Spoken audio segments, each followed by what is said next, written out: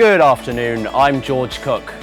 There's a lot of bad news in the world right now, so today, on today's programme, we've decided to focus on the positive.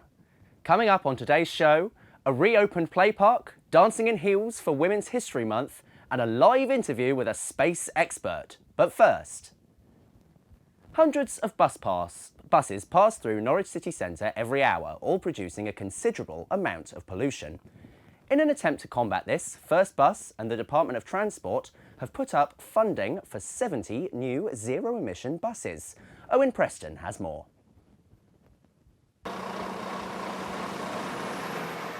Take a look at all of that gas. This is one of the reasons Norfolk County Council are moving from these fuel buses and has approved the funding for 70 new zero-emission electric buses for the city. This all heads towards Norwich's aim to reduce emissions and pollution in the city to improve the quality of the air. Pollution's a problem. Global warming is going to be a major problem. We've got to do everything we can to reduce emissions, and it makes a healthier environment in the city as well. The switch to electric buses will reduce CO2 emissions by more than 80,000 tonnes. It'll also stop the release of 32 tonnes of fine particles that are known to reduce the air quality and harm the health of the public. The council have put up 14.7 million and First Bus another £21 million. And this will provide 55 double-decker and 15 single-decker buses, as well as 57 fast chargers. So do you think that even more zero emissions buses is something that you would like to see as a citizen? I imagine the objective is to have all buses zero emissions, obviously not in the very near future, just in the fairly near future. First Bus have committed to operating a zero-emission bus fleet by 2035. Wensum Play Park reopens its gates after 6 weeks today with £100,000 of renovations, boasting the fastest roundabout in Norwich. Here's Alex Adams with more. On the 1st of March, the gates to Wensum Play Park reopened after the council announced in mid-January the park would be undergoing a £1,000 revamp. The new play park has been completely redesigned and now features the largest slide tower in the city. This was due to the old slide being removed 18 months ago after being deemed unsafe for children.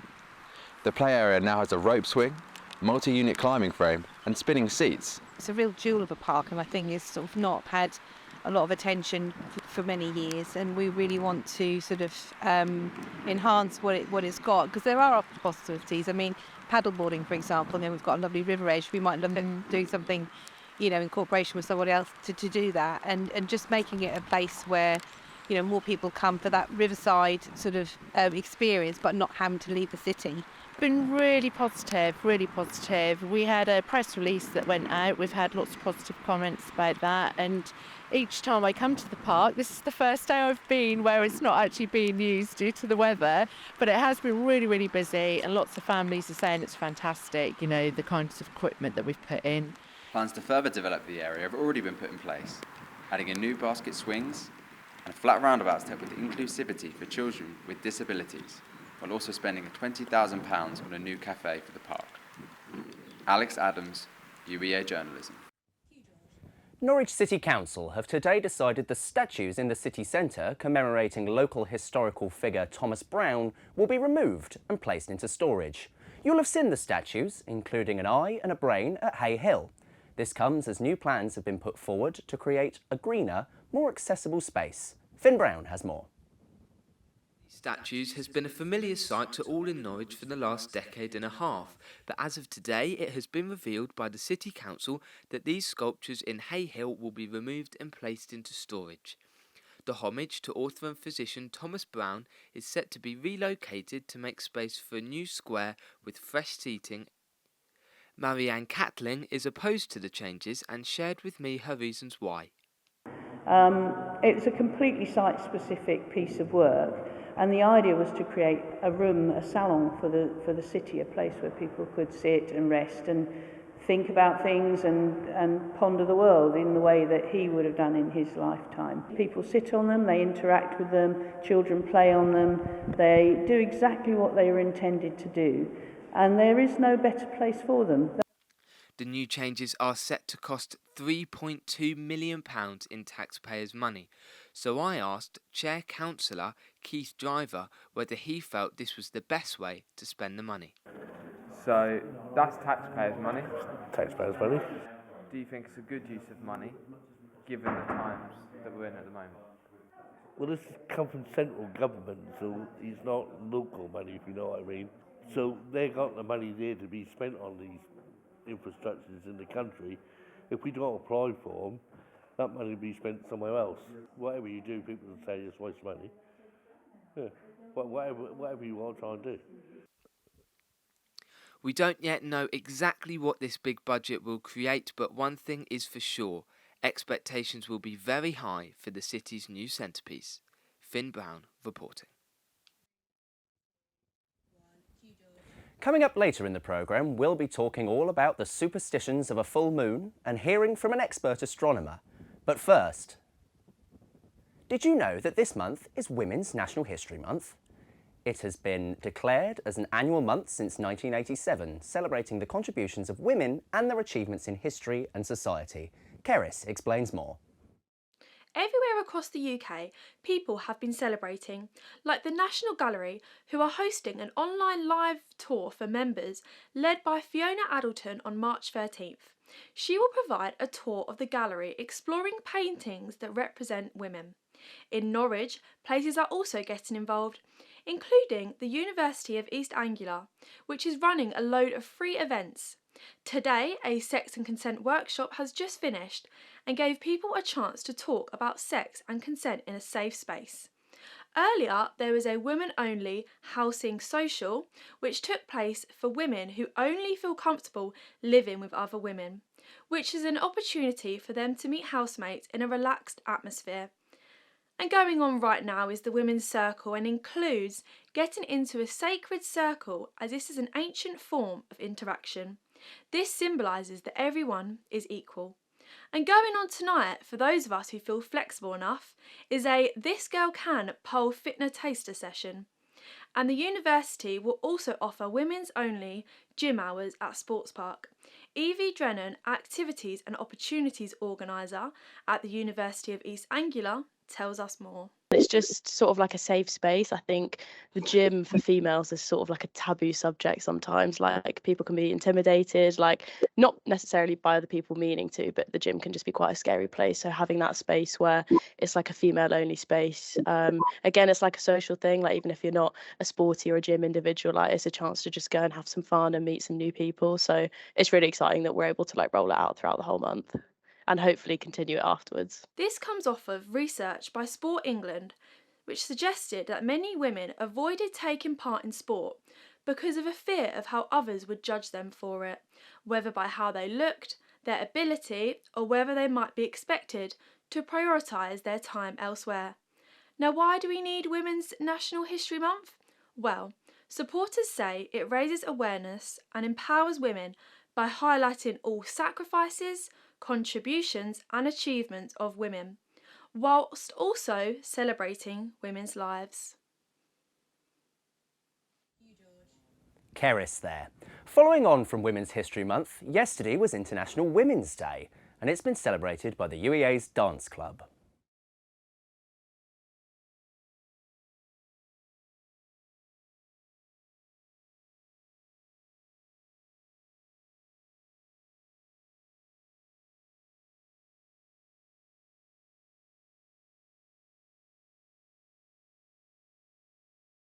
I think it's important to spread awareness that, especially within sport, it's tied in with the fact that women can do sport and feel empowered in classes and feel comfortable and just also relieve stress. I think, like in the past, women were not acknowledged for their intelligence. Like, as an athlete, I don't think women are recognised enough for what they achieve and what they've done. So it's really important now, and to like recognise how much, like how far we've come since the past.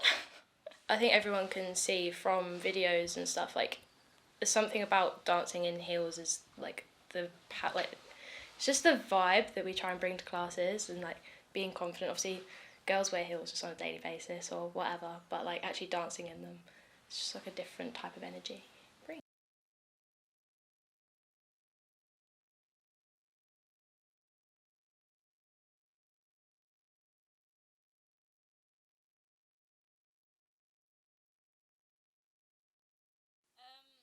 I felt really empowered. I think it's really good to like have a change up in the styles.